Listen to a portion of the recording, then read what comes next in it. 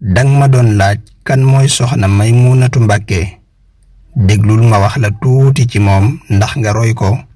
soxna Maymunatu Mbàkke di doom ji mujj ci Cheikhul Xadim ci jigéen gane àdduna njaareem 1343 juróomeelu fan ci weeru koor tolloo ak 30 mars 1925 Sëriñ Tuuba moo ko tuddal boppam tudde ko soxna Maymunatu bintul Xaaris nekkoon soxna su mujj ci yonente bi sallallahu alayhi wa sallam.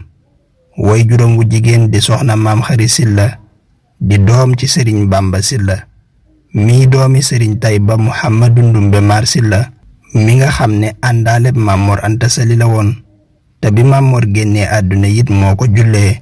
soxna Maymunatu nag bi mu matee dal jàng magam ju baax ja Cheikh Mouhamadul Moustapha moo ko jox Sëriñ Asan Jaxate mii doomi bàyyi Sëriñ Amsatu Jaxate mu jàngal ko alxuraan ba mu mokkal gu rafet bind kaamil.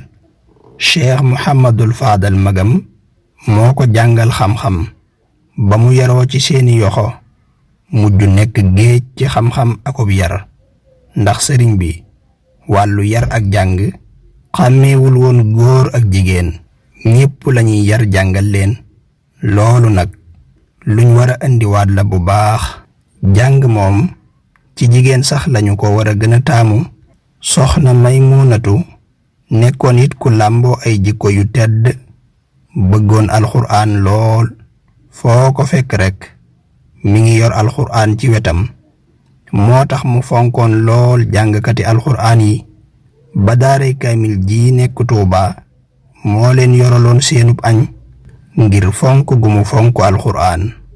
soxna Maymunatu nekkoon ab yarekat bu mag mboolem soxna yi nekkoon këram ak ñi ñu ko tudde woon mu daan leen yar bu rafet jàngal leen xamal leen it liggéeyub jigéen. soxna Maymunatu nekkoon ab bindkat bu mag taalif na ci wolof lu bari di leeral ay mbiram ak jaayanteem gu mu jaayante ak Sëriñ Tuuba ak di ko tagg ak soññu nit ñi ci liggéey ak jaamu yàlla ak di leen jàngal lan mooy ak taalube ak yoo xam ne day leeral laylatul xadri ak màggal gi mu koy màggal ak yoo xam ne day nettali dénkaane bu ko Cheikh Moustapha dénkoon di waxaale seen diggante ak diggam ak Cheikh Mouhamadul Fadilu Mbàkke ak lu mu ko daan dénk ak tagg yu mu ko tagg. soxna Maymunatu nekkoon ku am kilifa diggam ak Sëriñ Cheikh Awa Balla mu nekkoon ak moom nekkin wu rafet xoole ko bëtu sëriñ saxoon ci di ko liggéeyal te loolu la ko magam yu baax ya dénkoon. mu nekk royuwaay ci bépp soxna bu bëgg lu baax mbooleem lu jigéen di takkaayoo ci jikko yu baax mu am ko. dëddu woon àdduna xam ne cëram nekkul wanewu wala wuti yére wala woto waaye mooy yar nit ñi jàngal leen. daan wax lu baax di ko jàngale mësula wax mbaa mu jëf dara luy yàq ak bokk. bëggoon ñépp te yàlla tax dëkkoon ci defari diggante ak jariñ ay bokkam ak ñépp. daan solu gu jullite muur yaram wépp ba dara du feeñ.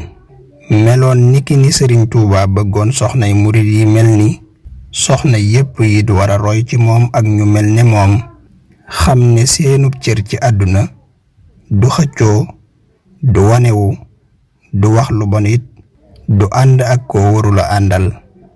seeni takkaay it mooy ragal yàlla ak sàmm. jigéen wax ja warula bari soxna Maymunatu noonu la meloon. wax ja bariwul lu dul lu am njariñ. alxuraan it la daan taqool. kon na soxna yi xam ne alxuraan mooy seen ndono. waaye lii xew léegi solu ba noppi raflewu lu ne nga def lu ne nga wax roy ñoo warula roy toppandoo ku dul sab nawle ba far yées ko. loolu nekkul yoonu sang yi ak seeni jikko. soxna Maymunatu Mbàkke mi ngi fi bàyyikoo bisu alxames tolloo ak 2 février 1999 tolloo ak fukki fan ak juróom ci sawaal maanaam weeru kori atum 1400 ak fukk ak juróom ñeent